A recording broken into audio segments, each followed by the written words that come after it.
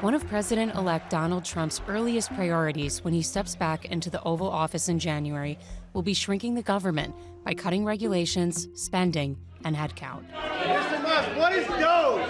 This is an important day. It's the beginning of a journey. You've heard what DOGE is all about, the Department of Government Efficiency.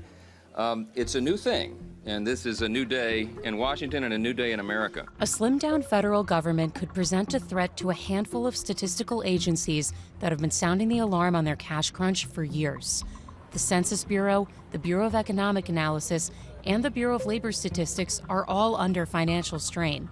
The BLS collects and analyzes U.S. employment data, and it lays claim to what could be the single most important piece of information in the world of finance, the monthly jobs report.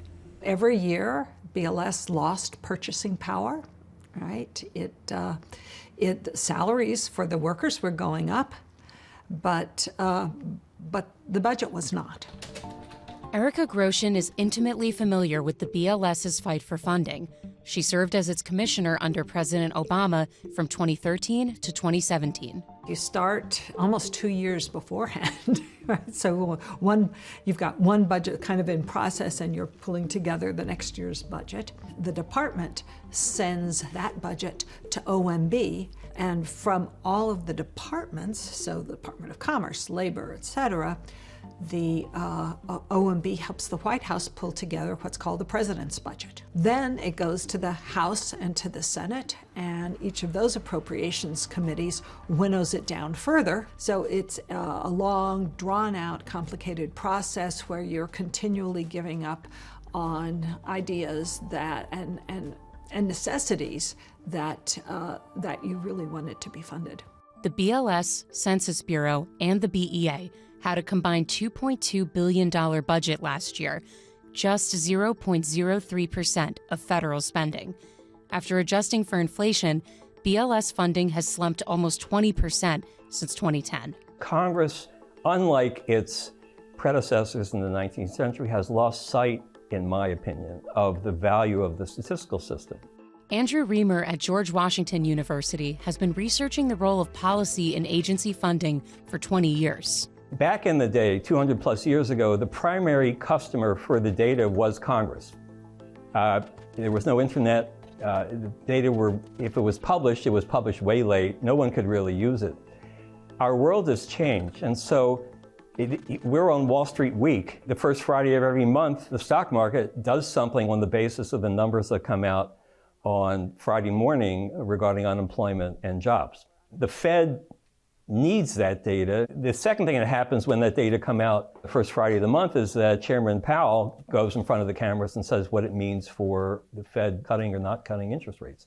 Up the street from me is a Target. Target relied on census data to determine it's going to be in my neighborhood. Every business, every retail business, every factory uses federal data to figure out where it's going to invest and how much it's going to invest. If those data are bad, companies lose money. The data isn't just important on paper. It has real market consequences, which we saw play out when a weaker than expected print helped trigger a $6.4 trillion global wipeout in August. Well, here is a downside surprise that's going to catch the market's attention. 114,000 jobs created last month, according to the BLS. Michael Collins at PGIM Fixed Income sees the difference in the quality of the data and the effect it has on how he makes his investment decisions.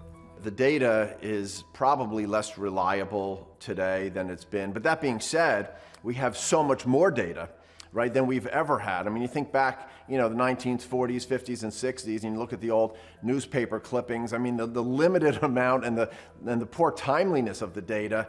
People are still managing money and making, big investments on those releases.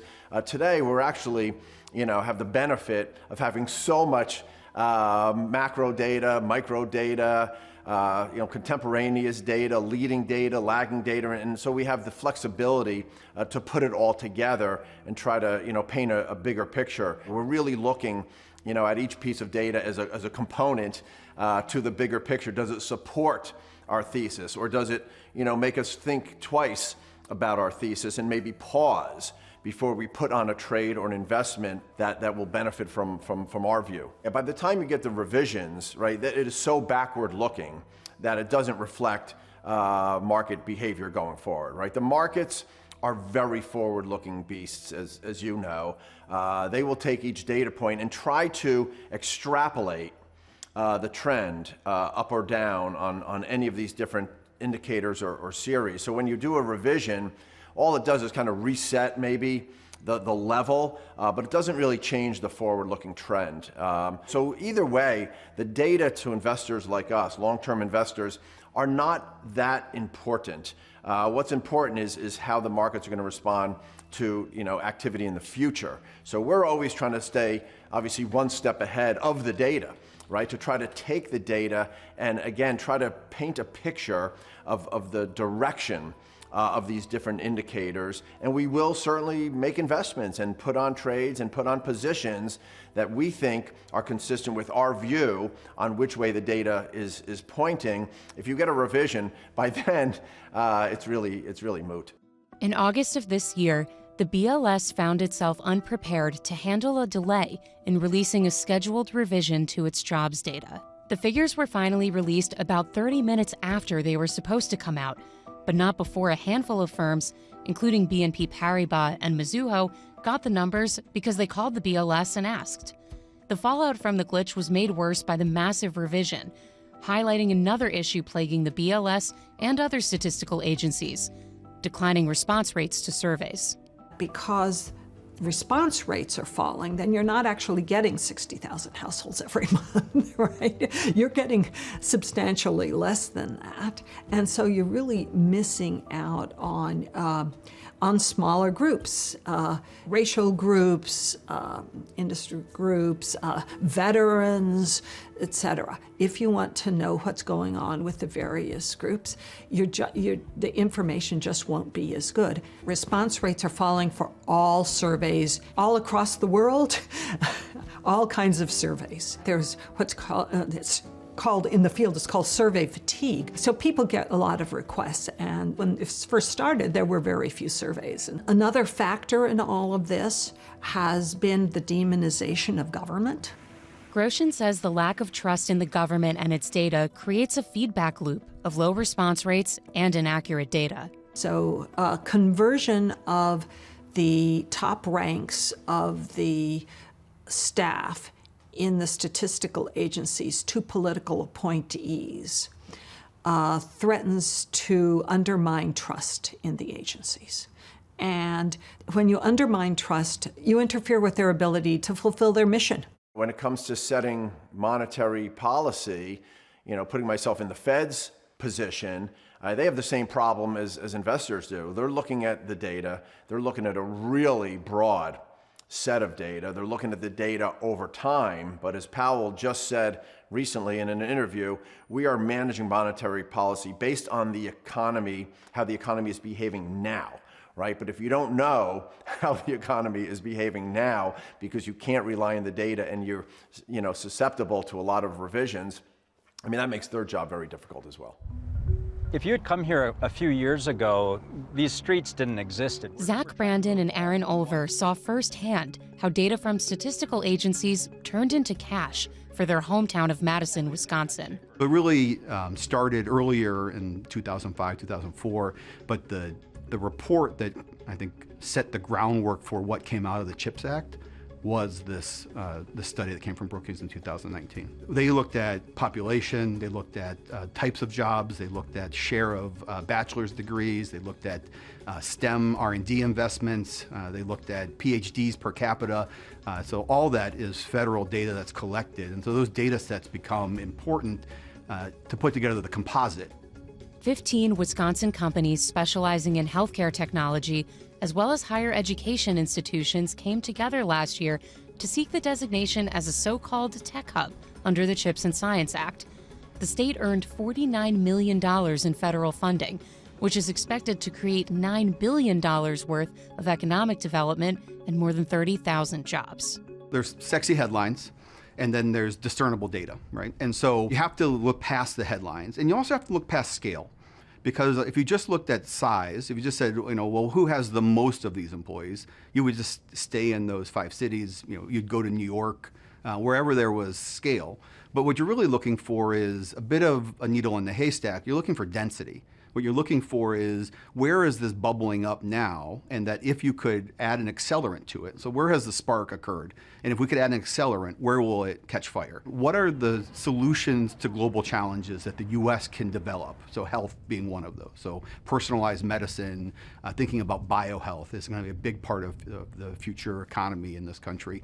So where are those companies? Where does that research exist? And I think that's what you saw in this technology hub that's developed within Wisconsin, is that if you start in Milwaukee and you make your way to Madison, you've got more than 100 companies that touch health in some way. And some of the largest companies in the world that are doing healthcare, health delivery, health research, health R&D happen to be based in this corridor. But if you weren't looking at data, you wouldn't have noticed that. Brandon says that despite his city's rapid tech growth, it could stumble without federal support, and other cities could miss out on future investment if statistical agencies continue to lose resources. It's really hard to be the dominant innovation economy in the world.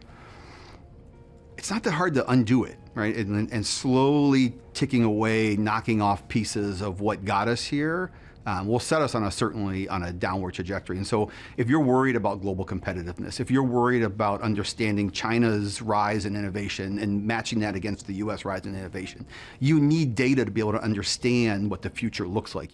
Understanding that future as best we can will always be valuable, no matter whose data we use to do it.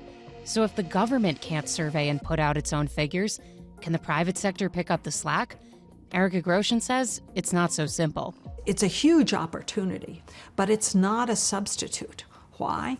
A private sector company would never have the incentive to create the long history of data that the statistical agencies do that really help you to put current conditions in perspective. They don't have the incentive to be as transparent as the statistical agencies do about their methodology and to do all of the background research to be sure they're getting it right. Their focus is on get it out fast, get it, innovate, and all of that is great. But you need to have the really reliable information whose sourcing you really know to judge the quality of all of these cool new innovative products. And many of these companies really work hand in hand with the statistical agencies and are supporters of them. For now, government data and private surveys continue to go hand in hand. But no matter who generates them, good numbers will always cost money. The question is, do we value them enough to keep paying the bill? That does it for us here at Wall Street Week. I'm David Weston. This is Bloomberg. See you next week for more stories of capitalism.